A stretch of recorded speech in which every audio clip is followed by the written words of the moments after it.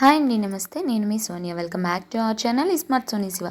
ఈరోజు మన వీడియోలో ఒక మంచి రెసిపీతో మళ్ళీ మీ ముందుకు వచ్చేసాను. అదే వెజిటేబుల్ ఫ్రైడ్ రైస్ అనమాట. చాలా ఈజీ వేలో చూపించేస్తున్నాను. అలాగే చాలా చాలా టేస్టీగా ఉంటుంది. సింపుల్గా లంచ్ బాక్స్లోకైనా అలాగే డిన్నర్లోకైనా అప్పటికప్పుడు ఏం చేసుకోవాలో తోచినప్పుడు ఇలా ఒకసారి వెజిటబుల్ ఫ్రైడ్ రైస్ ట్రై చేయండి. చాలా చాలా ఎమ్మీగా ఉంటుంది.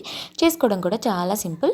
సో వీడియోలోకి వెళ్ళిపోదాం. వీడియోని స్కిప్ చేయకుండా లాస్ట్ వరకు చూసేయండి. మన ఛానల్ ఫస్ట్ టైం చూస్తే సబ్స్క్రైబ్ చేయండి. ముందుగా ఫ్రైడ్ రైస్ కోసం ఒక కుక్కర్ గిన్నె తీసుకొని అందులోకి 1 కప్పు దాకా బాస్మతి రైస్ని అయితే వేసుకున్నాను. వాటిని 2-3 సార్లు శుభ్రంగా వాష్ చేసుకొని 1 కప్పు బాస్మతి రైస్కి 1.5 మీద కొంచెం నీళ్ళని నేను వీడియోలో చూపించిన విధంగా కొంచెం ఎక్కువ వేసుకొని మూత పెట్టుకొని మీడియం ఫ్లేమ్లో ఒక 2 విజిల్స్ రానివ్వండి. 2 విజిల్స్ వచ్చాక రైస్ని ఓపెన్ చేసి చల్లారి పెట్టుకొని పక్కన పెట్టుకోండి. నేను ఇక్కడ బాస్మతి రైస్ యూస్ చేసాను కదా, మీరు నార్మల్ రైస్ అయినా యూజ్ చేసుకోవచ్చు. ఇప్పుడు స్టవ్ మీద పాన్ పెట్టేసుకొని అందులోకి ఆయిల్ వేసుకోండి.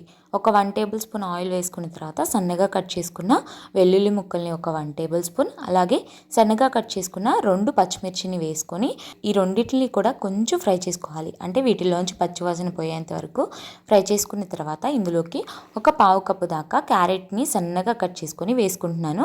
అలాగే ఒక 1/2 కప్పు దాకా సన్నగా కట్ చేసుకున్న బీన్స్ని కూడా వేసేసుకొని ఈ రెండింటిని కూడా కొంచెం ఫ్రై చేసుకోవాలి. మరీ ఎక్కువ ఫ్రై అవ్వాల్సిన అవసరం లేదు. కొంచెం మనకి సాఫ్ట్ అయితే సరిపోతుందనమాట. ఇవి కొంచెం ఇలా ఫ్రై అయిన తర్వాత ఇప్పుడు ఇందులోకి సన్నగా బారుగా కట్ చేసుకున్న ఒక 1/2 కప్పు దాకా క్యాప్సికమ్ని, అలాగే ఒక 2 రెమ్మల దాకా కరివేపాకును కూడా వేసుకోవాలి. ఇలా క్యాప్సికమ్ కూడా వేసుకున్న తర్వాత చక్కగా ఇలా మీడియం ఫ్లేమ్లో పెట్టుకొని కలుపుకుంటూ ఇవి కొంచెం ఇలా సాఫ్ట్గా అయ్యేంత వరకు వేయించుకోవాలి. ఇవి ఇలా సాఫ్ట్గా అయిన తర్వాత ముందుగా మనం ఉడికించి చల్లార్చి పక్కన పెట్టుకున్నాం కదా రైస్ని, ఈ రైస్ మొత్తాన్ని కూడా ఇందులోకి వేసేసుకొని ఇందులో రుచికి సరిపడా ఉప్పు వేసుకోవాలి. మీ టేస్ట్కి తగ్గట్టు వేసుకోండి. నేనైతే 1 టీ స్పూన్ దాకా వేసాను. సాల్ట్ కూడా వేసుకున్న తర్వాత చక్కగా ఈ రైస్ అంతా కలిసే విధంగా కలిపేసుకోవాలి. హై ఫ్లేమ్లో పెట్టుకొని మనం ఇలా రైస్ని టాస్ చేసుకోవాలన్నమాట. రైస్ మనకి చల్లగా అయిపోయి ఉంటుంది కదా, సో రైస్ అనేది మనకి వేడిగా అవ్వాలన్నమాట. సో చూడండి, హై ఫ్లేమ్లో పెట్టుకొని చక్కగా ఇలా అంతా కూడా కలిసే విధంగా కలుపుకున్న తర్వాత ఇప్పుడు ఇందులోకి ఫ్రెష్గా దంచుకున్న మిరియాల పొడిని 1 టీ స్పూన్ దాకా వేసుకోవాలి. అలాగే ఒక 1 టీ స్పూన్ దాకా సోయా సాస్, అలాగే ఇందులోకి ఒక 1 టీ స్పూన్ దాకా చికెన్ మసాలాని వేసుకోండి. ఫ్రైడ్ రైస్లో చికెన్ మసాలా ఫ్లేవర్ చాలా చాలా బాగుంటుంది. ఒకవేళ మీరు వెజిటేరియన్స్ అయితే కనుక చికెన్ మసాలా ప్లేస్లో గరం మసాలా అయినా యూజ్ చేసుకోవచ్చు, లేదా మాకు ఏది వద్దనుకుంటే స్కిప్ చేసేయచ్చు, ఏం పర్లేదు. బట్ వేసుకుంటే టేస్ట్ అనేది చాలా బాగుంటుంది.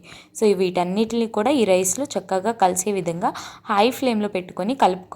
చూడండి, ఇలా చక్కగా కలిసిపోయిన తర్వాత లాస్ట్లో ఒక 1/2 కప్పు దాకా స్ప్రింగ్ ఆనియన్స్ని అయితే వేస్తున్నాను నేను ఇక్కడ. మీ దగ్గర స్ప్రింగ్ ఆనియన్స్ అవైలబుల్ లేకపోతే కొత్తిమీరనైనా వేసుకోవచ్చు. ఇలా చక్కగా స్ప్రింగ్ ఆనియన్స్ కూడా వేసుకున్న తర్వాత ఒక 1/2 నిమిషం పాటు ఇలా హై ఫ్లేమ్లో పెట్టుకొని చక్కగా టాస్ చేసుకోవాలి. ఇలా ఫ్రైడ్ రైస్లకి మనం స్టీల్ కడాయిలు కాకుండా మీ దగ్గర ఇనప కడాయి ఉంటే కనుక అది ప్రిఫర్ చేయండి. దాంట్లో టేస్ట్ చాలా బాగుంటుంది. సో నా దగ్గర ఇనప కడాయి అవైలబుల్ లేదు, సో అందుకని స్టీల్ కడాయిలో చేశాను అనమాట.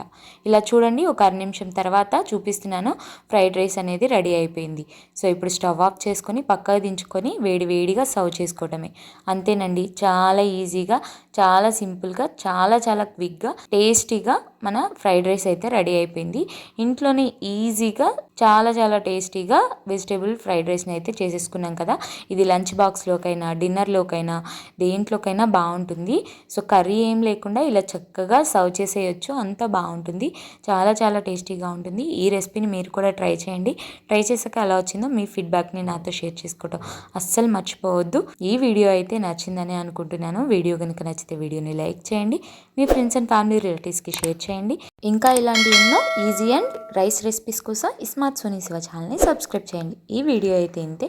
మరొక మంచి వీడియోతో మళ్ళీ మీ ముందుకు వచ్చేస్తా. అంతవరకు సెలవు. Bye all. Thanks for watching.